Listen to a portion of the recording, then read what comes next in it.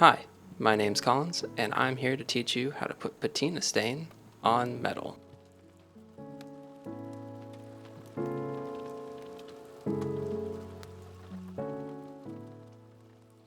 First, we'll need a few things. First thing we need, an orbital sander to remove mill scale and buff out scratches.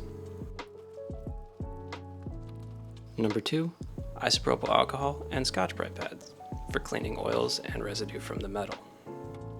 If any oils are on the metal, the stain might not stick. Number 3, tack cloth to clear away any dust and debris. Dust and other debris can settle on the metal between coats, and you really don't want that to embed in the stain. Number 4, clean rags to apply the stain. Any type of cloth will work, just make sure that they're clean. Number 5, patina stain and patina thinner to make that metal look nice and fancy. Both of these are essential when applying the stain. We'll use the stain for color and the thinner to dilute it. Now let's move on to the first step. Step 1, sanding. For this process, I recommend using an orbital sander with sandpaper at around 40 grit.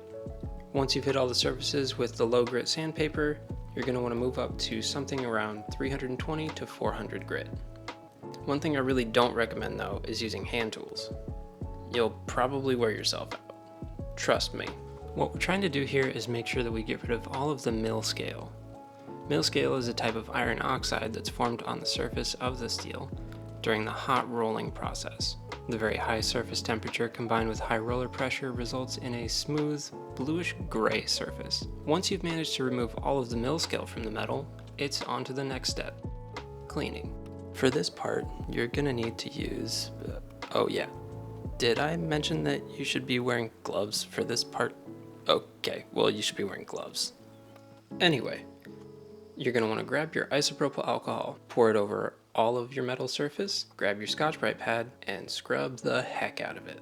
This process is extremely necessary. What we're doing here is we're making sure that we scrub away all of the leftover oils on the metal from the mill scale, oils from your fingers, and oils from anything else. This provides a better, cleaner surface for the patina stain to stick to. If we don't make sure that we get rid of all of the oils before the stain goes on, then the stain might not hold. Once you've scrubbed all the surfaces with the alcohol and Scotch-Brite pad, it's time to let everything dry. Then, you're on to my favorite part. Step 3, staining. This step might seem really intimidating, but it's probably the easiest part of the whole process. All you're going to want to do is get yourself a good ratio of stain versus thinner. I went with a 4:1, the 4 being the thinner and the 1 being the stain. Then you're going to want to dip your rag in the stain and either pat it on, scrub it on, or a combination of both. You can really play around with it. I decided I was going to scrub it and swirl it.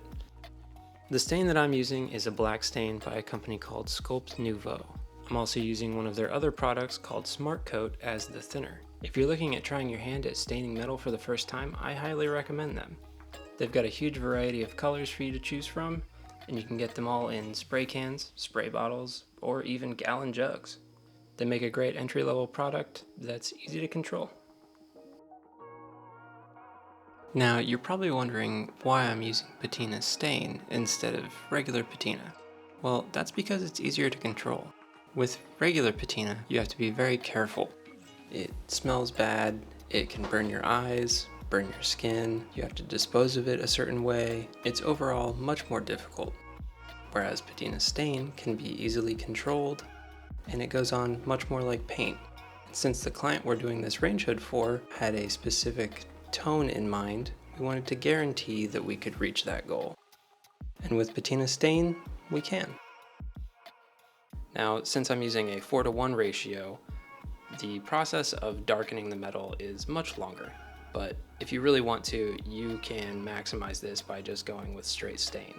I chose this process because I wasn't really sure how dark I wanted the metal yet, so I wanted to take my time.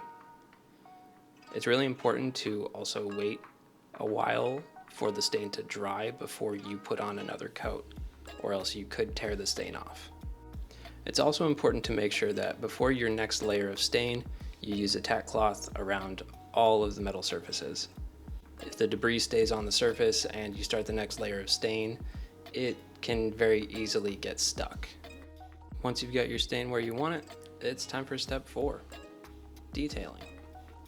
This process isn't entirely necessary, but I chose to do it for this piece because I wanted to clean up any of the spots that the cloth missed. I chose to use a Q-tip with pure stain on it and scrub it in with my finger just to make sure that it blended fairly well. This makes it so that your stain has a overall consistent look. Once your stain is dry, make sure that you go over it one more time with a tack cloth. After that, you'll want to clear coat it. Make sure you put 2 to 3 coats on and let that dry for the next 24 hours. Once those 24 hours are over, then you're done. You've completed your first patina stain project. For this range hood, there were a few spots that I didn't really love, but once the pieces all came together, I felt pretty good about it. If you're interested in starting your first patina stain project, we've got a list of items and a link to Sculpt Nouveau's website down below. And if you're interested in metalwork, you can find our website and a link to our Instagram in the description as well. My name's Collins, thanks for watching.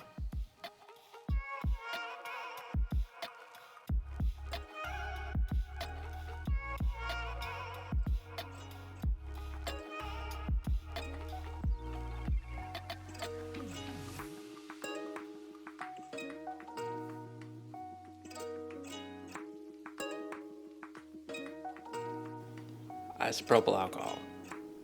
Isopropyl alcohol. Isopropyl alcohol. Isopropyl alcohol. Spagabogabagabal. Isopropyl alcohol and bagel balls.